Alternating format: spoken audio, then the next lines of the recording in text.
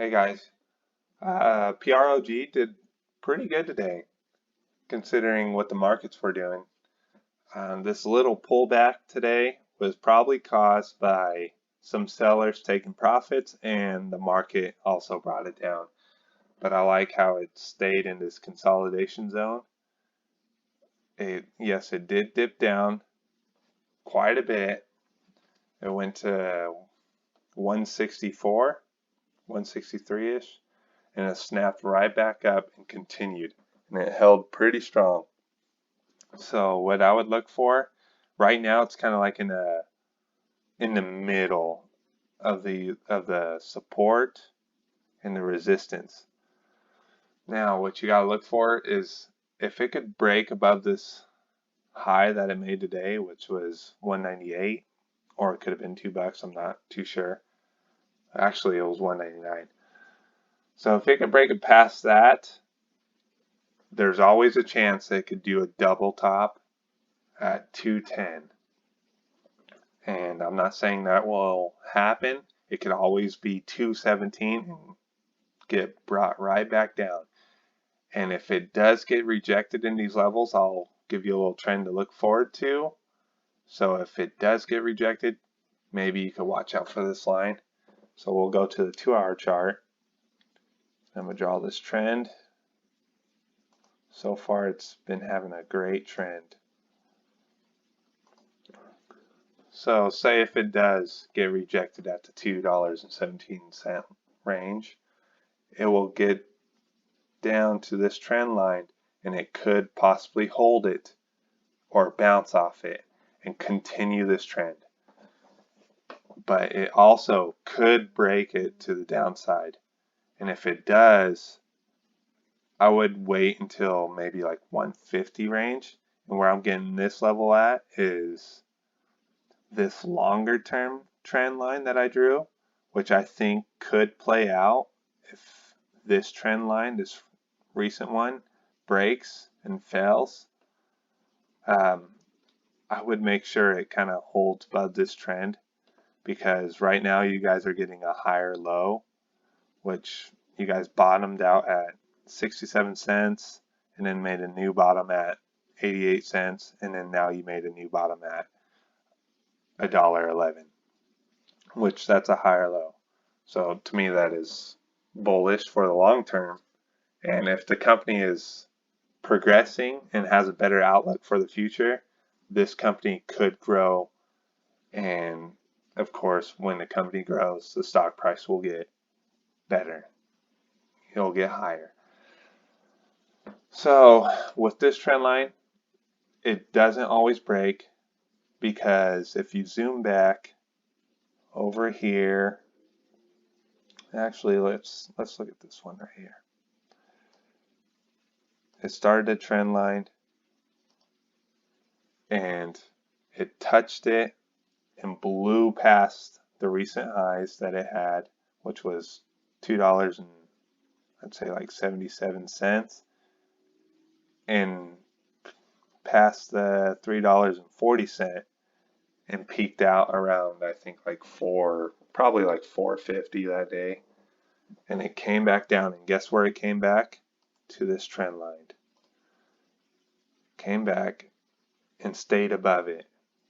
So if you were to sell, I would look forward for this trend line, just like right here. If it skyrocketed all the way, say it went to 288, some random number. You say you sell in these ranges, I would look back for it to contact this trend line again, which could be 217 to wherever it's at. It depends on what day it is, because every day that goes by, the trend line gets higher. So if you have a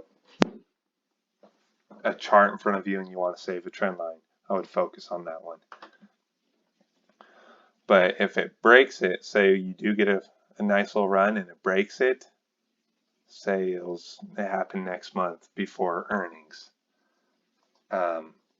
you could look for the stock to come all the way back down to say 175 area, which you you wouldn't want to hold a stock when it's going down that far. At least take some profit. Um, this stock has similar runs, and it always makes these nice bull runs. And these trend lines always play out pretty nice. Even if I go right here. Sometimes they do break, and if you give it like 10 cents, maybe it will hold and work its back up past that trend line and continue. It could always continue. Same thing with any trend line you look at. Even with this one, if it broke it and possibly blew past that trend line again, you could continue it for how high it will go. So once it has a clear break and it can't get past it, the trend is pretty much over. And that's what happened here, it's what happened here, and it's what happened here. Same thing that happened. And making the trend line is kind of difficult, especially when it's a new trend that's happening, because you're not too sure if this is the right trend. Because you'll have these lows, as you could see, you would have been like, oh, this is the new trend. And it breaks that trend, and next thing you know, you think, oh, okay, it's going to go down, and it spikes up even higher. I think it went to like $6. And you would have missed out on that run. You would have clearly missed out. So what I would do is instead of making the shortest trend, I would start from the very bottom. So if you have a dip just like this before a run, that will be the starting point. And then if it dips back down and spikes up, connect those bottoms, and those bottoms will eventually play out, and it will give you an area to sell at. And if you miss this run, yeah, you're going to be bummed out if it broke, because you would be selling for a lower price than what you could have sold. So that's why it's always good to take some profit, and or if you want to sell all of it and buy at those trend lines. Even if you bought at this trend line hoping it'd bounce, you could always take that 10-cent loss and sell at that 10-cent loss and wait for a better opportunity. So now that's where this little trend line comes in, this longer term. So it had a nice bearish run back down, and it made contact with this trend line, and you could tell it broke through and it snapped right back up and just kind of consolidated in this range, and that's a good buying area. So what I see is a new bull run coming, and it all depends on the markets.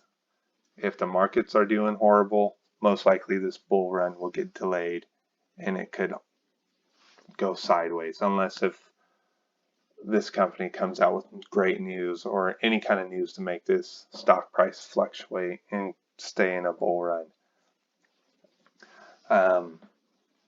If anything, if it did run past these $2.30 range, I think a good place to scalp or sell for a nice profit would be like the $2 or $3.30 range, and just look for that pullback. And that way you're not going to hold losses or bag hold. You're going to take some profit and buy back in lower if you continue to want to invest in this company, especially if the trend continues. Then you could possibly see sevens again. And if it does, you'll have to go back to see what prices they were at for a double top, because they always could get rejected. And say if this stock did go back up to these highs, you could have a nice cup and handle forming, and then it'll come back down to say like 511. And if the market becomes very bullish If everything somehow gets better and people aren't scared anymore, we could have a really nice bull run. And if it does make a cup and handle, just remember this trend line does not have to come into play, because it could also just bounce off this $5.11 range and just skyrocket from there and go to new highs. And there's always possibilities it could break the highs that it did have, which I'm guessing was around 950. There's always a chance of that breaking. It's just the risk that you're willing to take and what you believe in. And if you want to get really technical with it, you could extend these trend lines, and if it does a cup and handle, you know where you could probably sell. And guess where that is? That's a double top, or that'd be the top where the highs were, and that's the bottom of your last trend line. And that's where I think you would get a rejection. And that's for like an ultimate short squeeze or a good run. Most likely this scenario probably won't play out, and it'll be just like some small little runs, and it'll be a longer term run. I think the short interest is about 8%, is what my broker's saying. It's 8.6%. And how many shares that is 14,180,711 shares that are possibly shorted. And if it is shorted, you can get a nice short squeeze, which would help you bring the price up to maybe above the $3.30 range. And I know when stocks go higher, the shorts kind of double down. Even if they cover, say if they start covering those shares, you're going to have other companies or other people shorting on top of that. So if you want a really good short squeeze, you will need lots of confidence, lots of people buying, just FOMO buying into it, wanting that short squeeze.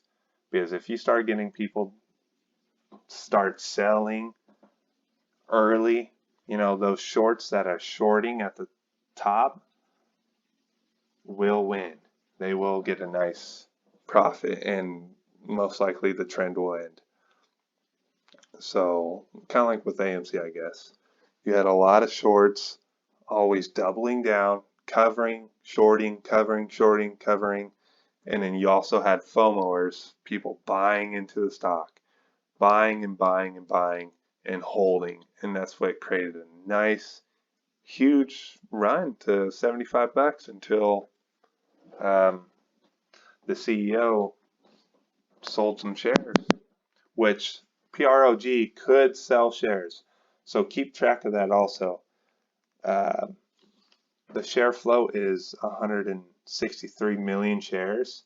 So if you see that share float increase, most likely they're getting ready to sell shares.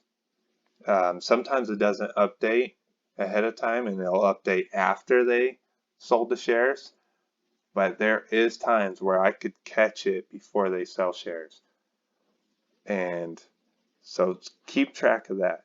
If you see that jump up to say like 170,000 or 170 million or 180 million, they're getting ready to sell shares. And if the stock price is already up, say like past $3 or up pretty good for the day, maybe you could sell half just to be on the safe side, just in case they do a share offering the next morning.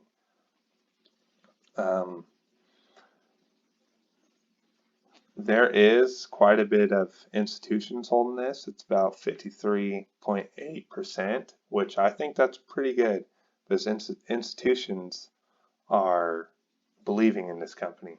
So if you're buying in this company, you could just hold it for the long term and see how everything plays out. If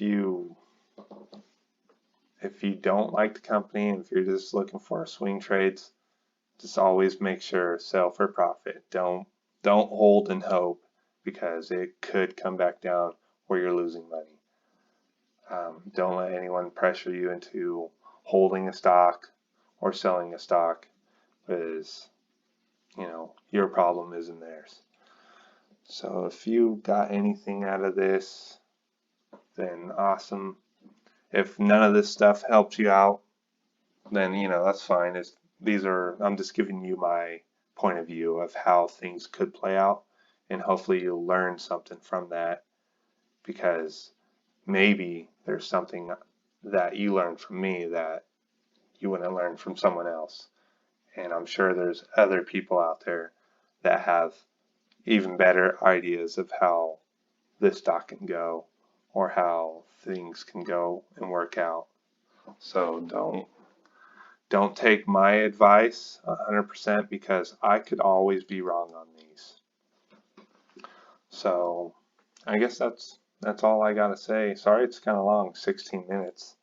I'm kind of new to this, so I usually just don't know what to say, and sometimes get in a little too much detail. But if you like the videos, stick around, because I could do some more stocks, go over more stocks that you want me to go over, and then I could kind of show you some trend lines or resistance areas or supports levels. And yeah, all right, well, have a good day.